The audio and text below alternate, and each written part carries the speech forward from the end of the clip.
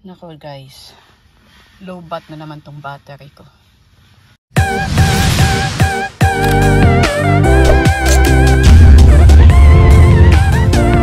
So good thing guys, meron akong car battery charger dito. Ayan. So nabili ko siya sa Shopee for only 300 plus pesos.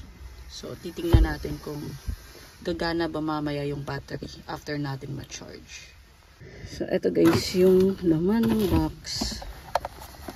Eto yung car battery charger. So meron siyang positive and negative na tawag ba dito? Adapter.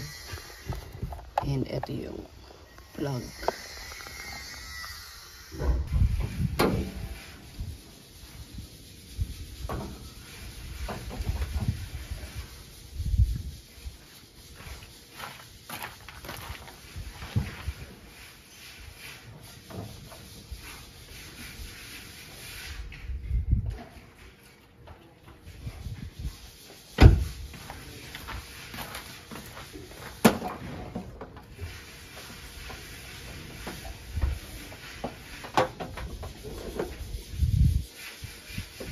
Kunin muna natin itong dito sa negative na battery.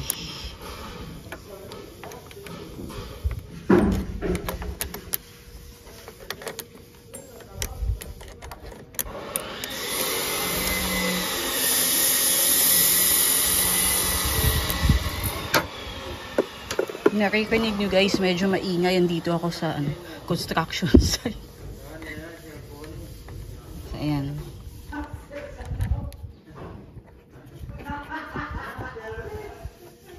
Tapos maingay yung mga workers dito. So, ayan. So, attach natin itong positive and negative.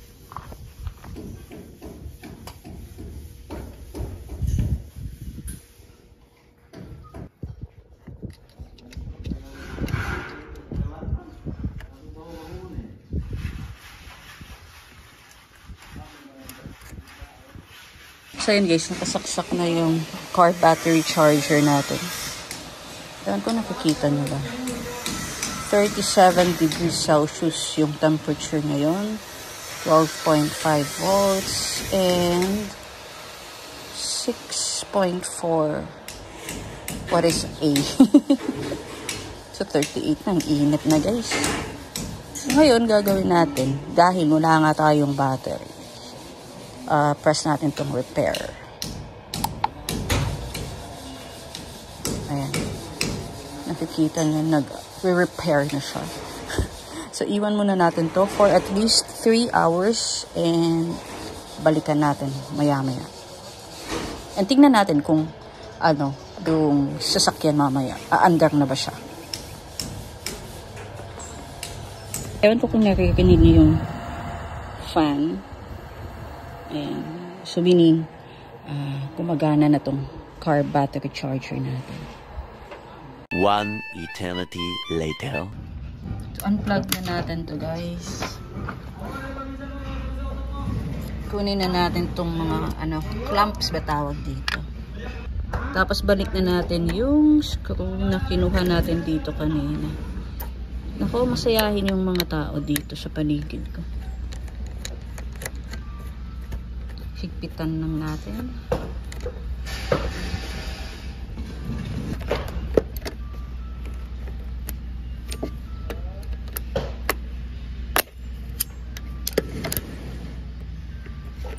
Ayan, mahigpit na.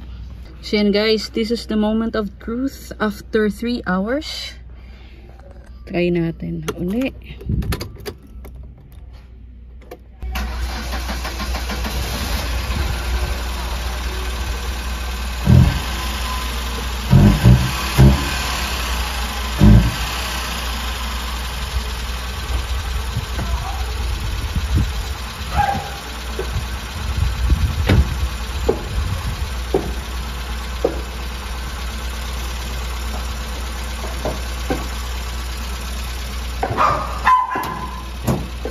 So yan guys, nakita nyo gumagana na yung sasakyan natin. So for only 300 plus pesos, instead na bumili tayo ng ng new battery. So, napapa-undock niya yung yung sasakyan na patay yung battery kanina. So, that's all for today's vlog. And if you guys like this video, please give it a thumbs up. And don't forget to subscribe. See you on the next one. Stay safe, guys. Bye.